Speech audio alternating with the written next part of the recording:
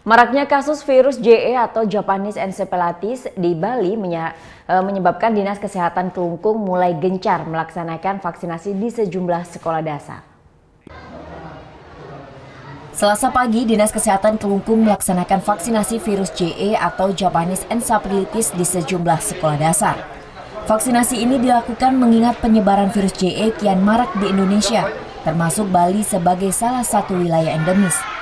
Dari tahun 2015 hingga 2016, kasus virus JE di Kabupaten Kelungkung telah mencapai 4 kasus tersebar di 3 kecamatan. Vaksinasi JE ini akan dilaksanakan hingga bulan April ke depan. Virus ini biasanya mengincar usia 9-15 tahun. Selain di sekolah dasar, vaksinasi juga akan digelar di setiap sekolah menengah pertama di Kabupaten Kelungkung. Sasaran imunisasi vaksinasi JE ini mencapai 38.000 anak. Efek dari JE ini sering menimbulkan kelumpuhan, degradasi mental, dan kerusakan pada otak. Kalau kasus di Kelungkung itu ada 4. Dalam tahun berapa? 2016, 15 dan 16. Kasusnya di Kesinggahan, kemudian di Bandel, di Bendungan, dan di Sukun di Nusa Tenggara. Ciri-cirinya seperti apa, Pak? Biasanya anak-anak tiba-tiba demam tinggi, setelah itu panas dan kejang.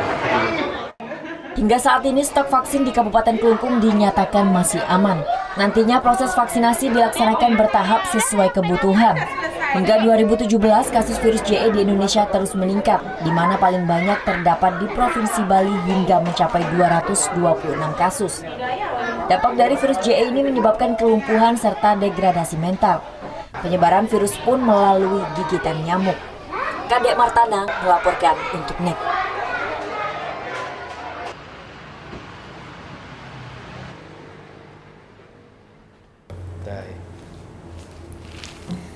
Udah selesai kan nontonnya? Nah, jadi jangan lupa buat like, komen, dan subscribe ya.